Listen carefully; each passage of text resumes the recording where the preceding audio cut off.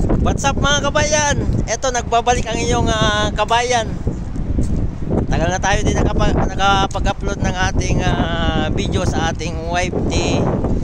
Kaya eto, subukan natin ulit ang mag-upload. Nandito tayo sa Rotterdam, sa Netherlands. Tayo ay mag-unload ng rolyong papel. So eto, makulimlim ang panahon at saka ulan. Itong karga natin galing pa sa Germany. Tapos pagka-unload natin mamaya-maya, punta ulit tayo ng Germany. Mag-unload ulit tayo doon. Kaya magkakarga tayo dito mga 38 kilometers. So ito, malakas ang hangin, saka umaambo-ambon. Yung ating truck nandoon, nakapila. Kaya may mga naabutan tayo dito na mag-unload din. Kaya matatagalan tayo dito ngayon. Napaka-traffic kasi ang highway kanina. Sobrang traffic. Saka umuulan-ulan. Ayan yung mga kasama natin, mga nakapila pa dito. Maghihintay pa sila ng tawag katulad ko. Ito yung paligid. May maliit dito na nakita ko kanina, may mga wild duck. Ayan oh. Napakalakas lang kasi ng ng hangin. Ayan oh. Andun mga wild duck.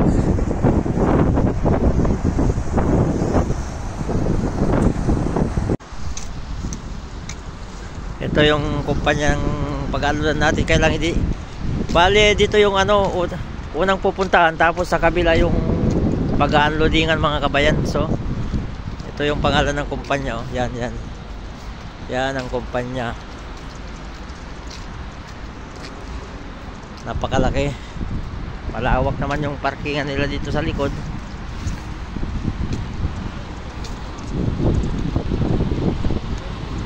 Yan, marami kami dito. Mamaya-maya puno na itong pilahan dito. Baka abutin pa ng siyam-siyam dito hapon. Ito yung ating kabayo oh. Yan. Loaded na loaded siya. Malilit ang gulong niya oh. Ayan, malilit ang gulong, tsaka masyadong mababa sa puwitan. Pagka paahon at saka palusong, minsan kailangan pang yan, iaangat yung likod kasi masyadong siyang mababa. So ito, may maliit na dito. Yan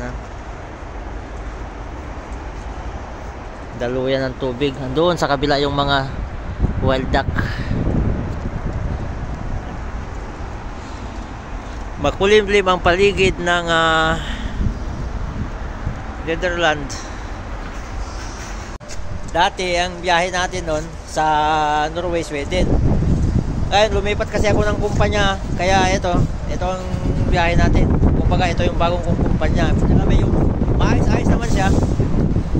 Kaya ingat mo tayo lahat at God bless po sa atin lahat mga kabayan, mga kakuliga. Shout out sa inyo lahat.